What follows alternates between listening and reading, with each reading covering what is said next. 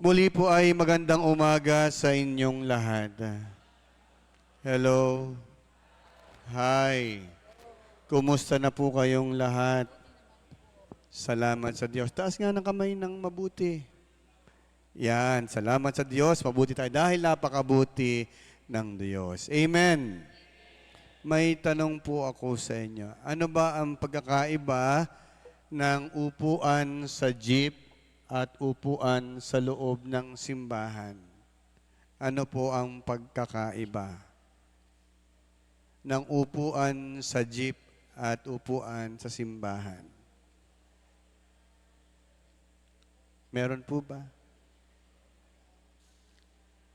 Anong pagkakaiba sa tingin ninyo? Kung meron kayong sinasabi, hindi ko makinig, pero sa tingin ko po ay walang pagkakaiba. Bakit? Sapagkat lahat po ay gusto sa hulihan umupo. Kaya pansin niyo yung bahaging ito, walang nakaupo. Sige, wala naman naka-reserve dyan, pero walang gustong umupo. Lahat ay gusto ay sa hulihan. Di ba? Pero pag sa sinihan, saan ang gusto ang upuan? Sa unahan, para kitang-kita. Di ba? Ganyan po tayo. But anyways, tayo po'y sama-samang magnilay at magpuri sa ating Panginoon. Amen. Sana po sa susunod, yung mga upo dyan, wag na kayo mahiya. Yan naman ay libre para sa atin yan. At baka yung iba'y tulog pa, kaya wala pa dyan. Okay? Minsan po may pumunta sa akin at nakipag-usap. Sabi niya, Father, pwede po ba makipag-usap sa inyo? Sabi ko, sige po. At nung kami po yung nag-uusap, ang sabi niya sa akin, Father, ako po ay may sakit at ang sakit po ay malubhana. Ang aking doktor po ay nagsabi na hindi na raw po magtatagal ang buhay ko. Meron daw siyang tanning. Nung sabihin niya po sa akin yon na siya may tanning na, tinanong ko po siya, ay ano po ang inyong nararamdaman? Kayo po ba'y natatakot?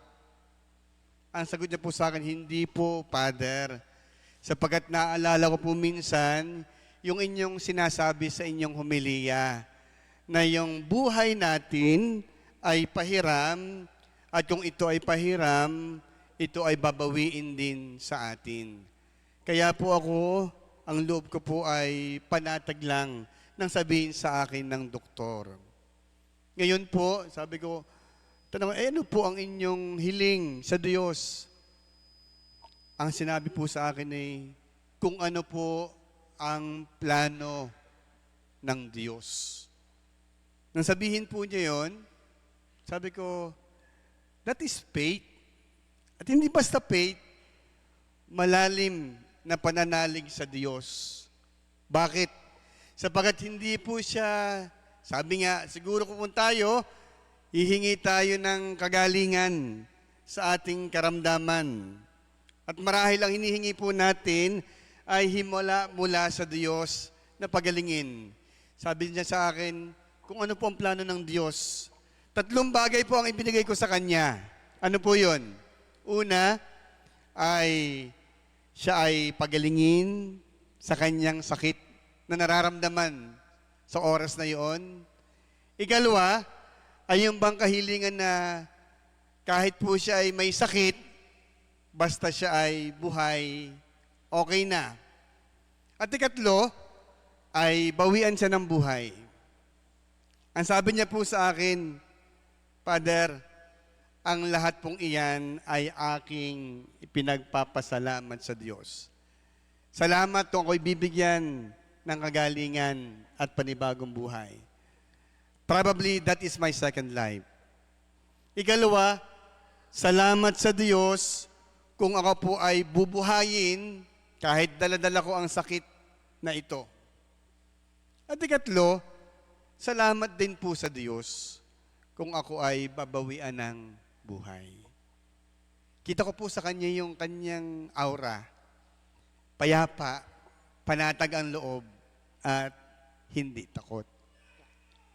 Sa ating pumabuting balita, isang nanay po ang lumapit kay Jesus dahil ang kanyang anak ay may karamdaman. Hindi siya ang may sakit, kundi po ang anak niya. At ganoon na lang po ang pakiusap niya sa ating Panginoon na pagilingin ang kanyang anak na pinahihirapan ng demonyo. At kung ano ang ginagawa, nakasaad nga po dito, masyadong pinapahirapan at inaalihan ng demonyo. Kita natin, ano po, di ba sa isang ina, kita naman natin ang mga nanay, di ba mas pipiliin pa po ng nanay na siya ang magdala ng sakit kesa sa kanyang anak. Di po baga? Mas gugustuhin pa ng isang ina na siya ang may nararamdaman kaysa kanyang anak. At ganito po yung kalalagayan. Parang mas pinipili pa nung nanay niya na siya ang may sakit kaysa anak. Kaya naman ganun na lamang ang kanyang pagpupursigi, ang kanyang pakiusap sa ating Panginoon. Kaya lamang po ay hindi siya pinapansin ng Panginoon natin. Kaya naman sabi ng mga alagad, Panginoon, pagalingin mo na po siya, pagbigyan na sa kanyang kahilingan. Bakit? Sapagkat siya ay nag-iingay at siya susunod-sunod sa atin. Siguro po ay hindi dahil sa gustong pagalingin ng mga alagad yung babae, kundi marahil ay nakukulitan na doon sa babaeng susunod-sunod sa kanila. Siguro nga po huwag kayong magagalit sa akin, di ba? Siguro iyan ang isang natura ng isang babae, na makulit. Hindi minsan naniniwala. Sabi ng hindi, di ba? Kung minsan, kaya kayong mag-asawa minsan nagtatalo dahil minsan sa kakulitan na rin ng babae. Sabi, hindi pwede. Hindi nga. Kasama ko nga si Kumare, pag may pupuntahan, ay hindi nga pwede. Ay sige na, sandali lang kami. Lahat na lang ng dahilan ay gagawin. Basta pagbigyan sa kanyang kahilingan. Kaya naman, napakakulit. At alam niyo naman yung mga lalaki, hindi matyagayan sa pangungulit, pero mahilig ding mangulit. Di ba? Yan. Nung kayo mga nanliligaw, kinukulit nyo yung nililigawan ninyo. Di ba? Nung mapasagot nyo naman, nung kayong kinukulit, inaaway nyo naman. Ako na may hanga. Di ba? Ganyan po yan. Yung babae kinukulit siya. Pero, sabi nga dito, nigaputok man, hindi nagsalita si Jesus. Ang sabi pa niya, sa bayan o sambahayan ng Israel, siya sinugo sa mga nawawalang tupa. Ibig sabihin, para sa bayang Israel lamang siya ipinadala ng Diyos para ibalik sa piling ng Diyos. Ito pong babaeng ito na isang Kananeya, hindi siya nabibilang sa lahi ni Israel. Kung baga, siya po ay tagalabas. At sinabi pa dito sa ating pagbasa na sa pakikiusap ng babae, tulungan niyo po kami, Panginoon. Ang sagot niya, hindi dapat kunin ang pagkain ng mga anak upang ihagis sa mga tuta. Ang sagot ng babae, tama po, totoo, Panginoon, pero ang mga mumong nalalaglag ang siyang kinakain ng mga tuta. Ibig sabihin, kahit papaano ay sila ay maambunan ng grasya, pagpapala, pagpapagaling ng ating Panginoon. Hindi man sila karapat-dapat, pero kahit papaano ay siya ay umaasa. Kaya nga merong salitang nakikiusap. At ang kanyang pakikiusap ay merong pangulit. Yun po, nang sabihin ng babae na kahit po yung mumong nalalaglag ay kinakain ng tuta, nakita ni Jesus kung gaano kalaki ang pananalig ng babae sa kanya. Alam niyo kung babalikan po natin yung pagbasa ng isang linggo, kung tanda pa ninyo, kung kayo po'y nagsimba, di ba? Yung tagpo na kung saan si Pedro, nang makitang ang Panginoon ay nasa ibabaw ng tubig at lumalakad, ang sabi ni Pedro, Panginoon, paparyanin niyo ako. Kung talagang ikaw iyan, paparyanin niyo ako sa inyo. Ang sabi ni Jesus, halika. At nang siya po ay sumampa ng bangka, lumakad. Nakalakad naman siguro ng ilang hakbang. Pero nang mapansin niyang biglang lumakas ang hangin, nawala ang kanyang focus, utay-utay siyang lumubog. Kaya niya naman nasambit ni Pedro ang salitang, Panginoon, tulungan ninyo ako. Ang sabi ni Jesus, bakit ka nag-alinlangan? Maliit ang iyong pananalig. Isipin ninyo, si Pedro, ang tagal ng kasama ni Jesus. Siguro more or less ay more than 3 years na sila'y magkakasama, pero kahit ganon, hindi ganong kalalim ang kanyang pananalig kay Jesus. Samantala sa pagbasa po natin ngayon, kita natin yung babaeng Kananeya na ngayon lang nakasama, ngayon lang nakaharap ni Jesus, ay napakalaki ng pananalig sa kanyang mapapagaling ang kanyang babaeng anak. We can see the unwavering faith of the woman.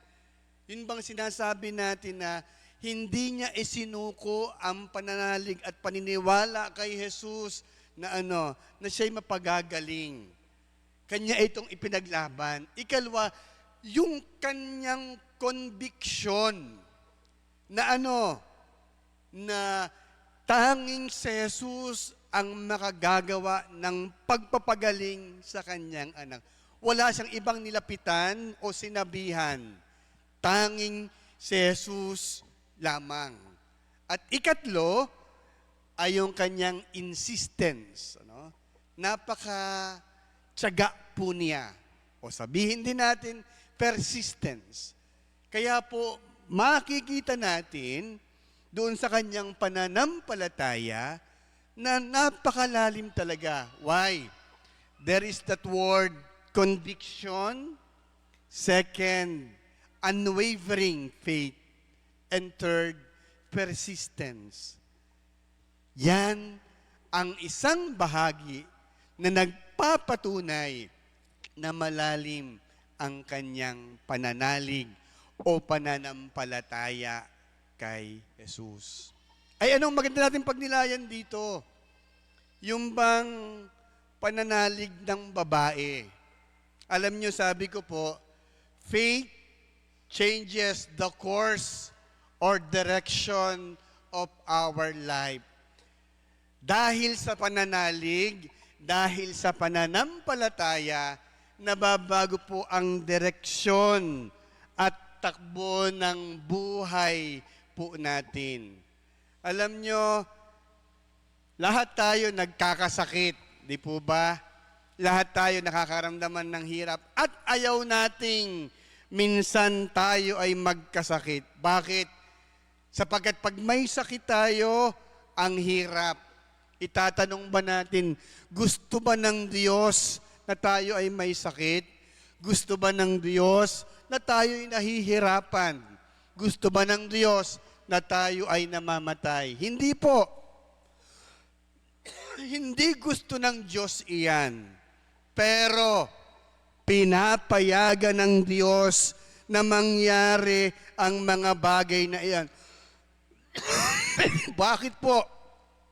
Sapagkat kapag tayo po ay nakakaranas ng ganyan, may itinuturo ang Diyos sa atin. At dalawang bagay ang itinuturo ng Diyos sa atin. Ano po yan?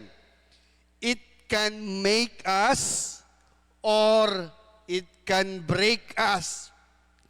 Pag sa ating pong pagpakasakit, ito'y nagdala sa atin ng mas malalim na pananalig sa Kanya, katulad po ng kwento natin sa Mabuting Balita at kahit po sa aking kwento kanina, ay kung nagpapalalim, it will make us a better person. At sa pagiging mabuting tao, mas lumalalim ang ating pagkilala sa Diyos. Or, it can break us. In what way?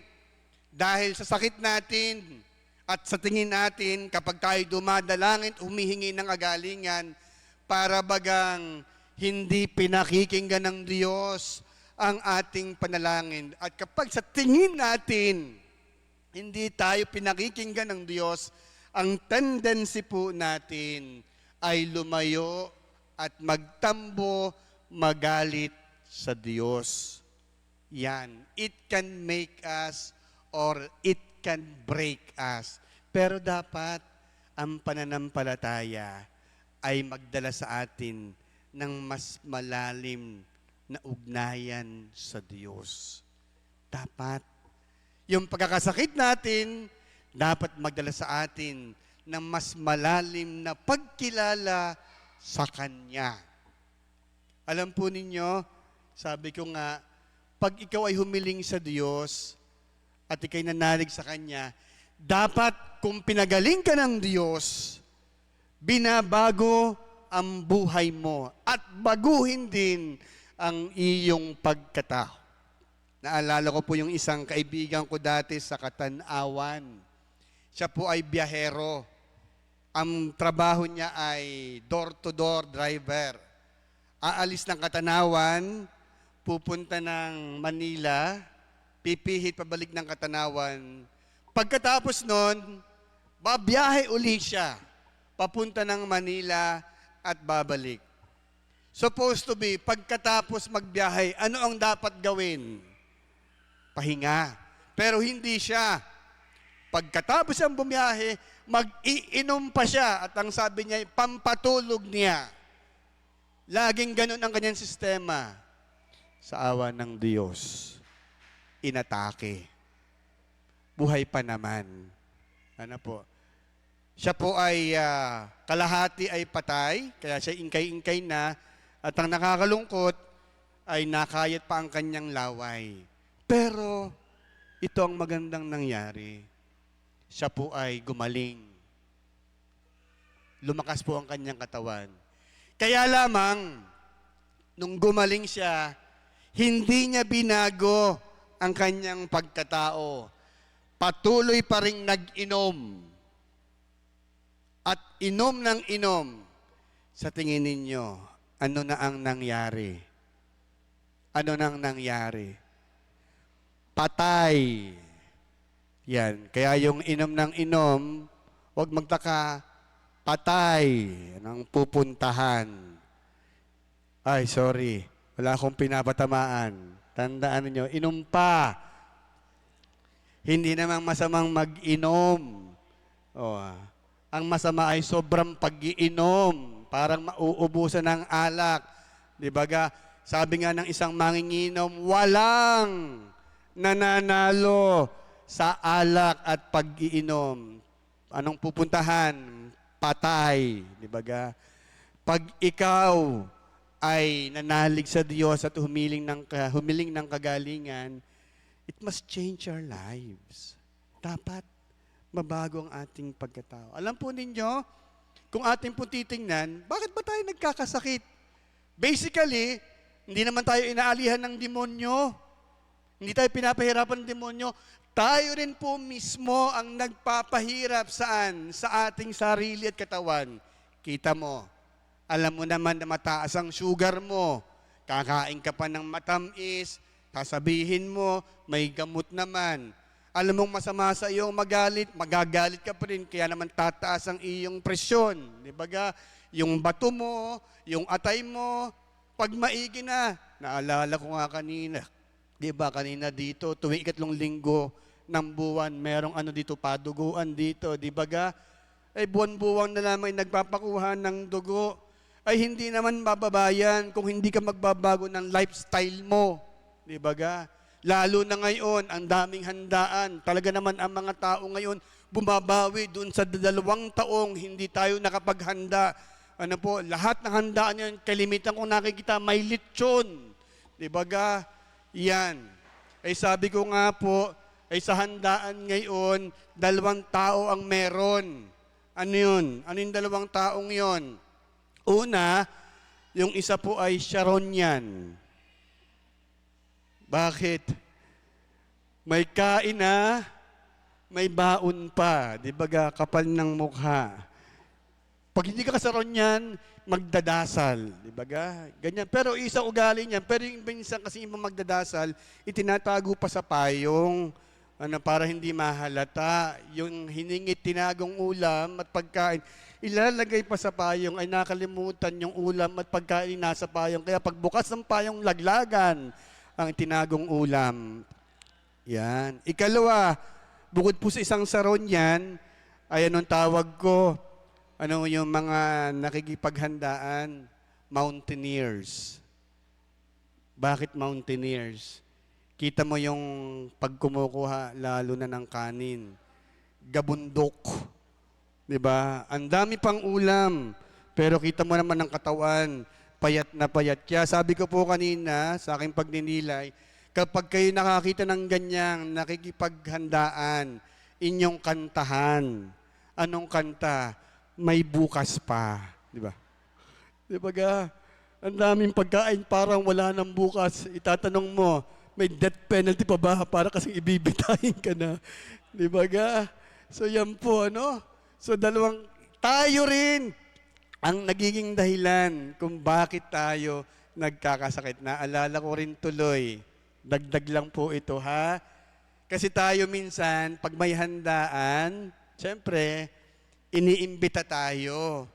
At tayong mga iniimbita, ang galing din nating mag-imbita. Na hindi naman iniimbita nung nag-imbita sa atin.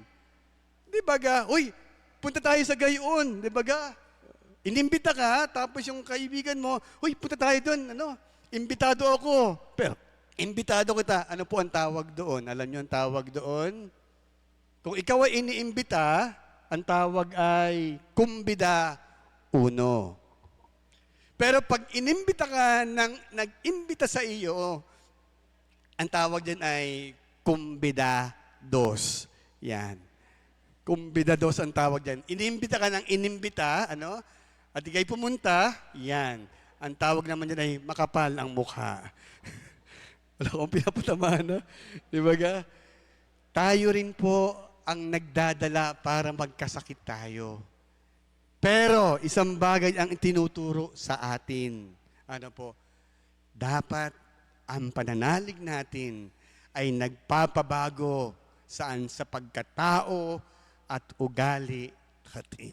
Sigurado ako yung babaeng Kananea naging alagad, tagasunod ni Jesus. Tayo po sa buhay natin, ang nais ng Diyos, mapalalim ang ugnayan sa atin, sa Kanya, at magkameron ng malalim na pagkilala sa ating Panginoon. Amen.